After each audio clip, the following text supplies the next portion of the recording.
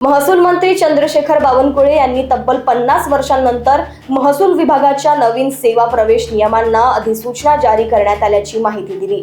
या निर्णयामुळे नायब तहसीलदार ते अप्पर जिल्हाधिकारी पदांवरील भरती व पदोन्नती प्रक्रिया अधिक सुलभ होणार असल्याचे त्यांनी सांगितले। नागपूर शहरासाठी स्वतंत्र डीपीडीसी ऐवजी लघुपट स्थापन करण्याचा निर्णय प्रक्रियेत असल्याचेही त्यांनी स्पष्ट केले। तसेच SRAतील तक्रारींची चौकशी केली जाईल, तर जंतर मंतर आंदोलन आणि नीट पेपर फुटी प्रकरणावरही सरकारची भूमिका त्यांनी मांडली। 1977 नंतर महसूल खात्याचा आस्थापनेचा RR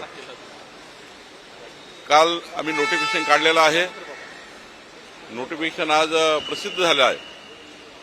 माननीय मुख्यमंत्री देवेंद्र फडणवीसजींनी या RRला मान्यता दिली आणि एक अत्यंत जी खूप दिवसाची रखडलेली जी प्रक्रिया होती आस्थापना विषयक, त्या प्रक्रिया आता पूर्ण झालेल्या आहेत।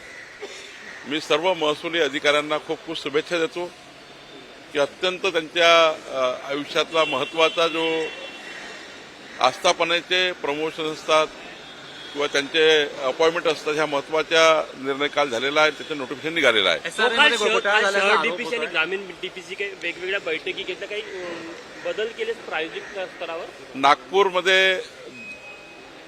नागपूर शहराच्या आमदाराची मागणी आहे की वेगळी डीपीसी व्हावी, पण असं करता येत नाही।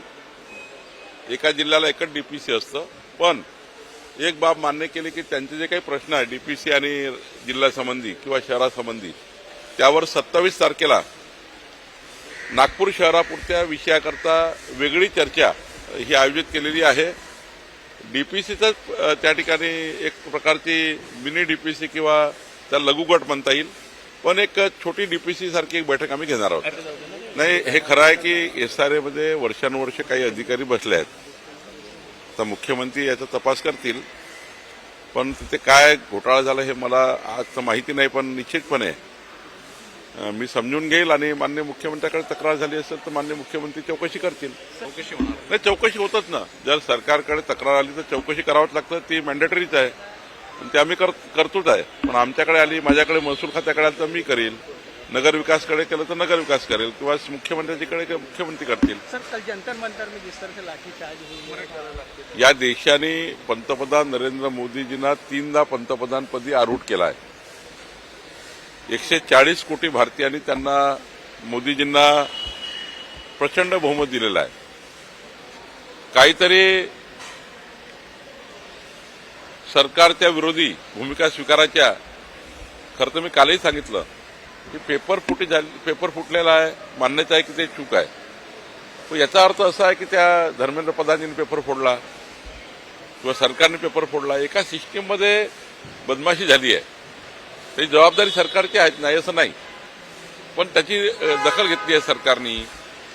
त्या ठिकाणी स्वतः सुमोटो सरकारने दखल घेऊन त्या ठिकाणी इन्व्हेस्टिगेशन एजन्सी नेमली आहे।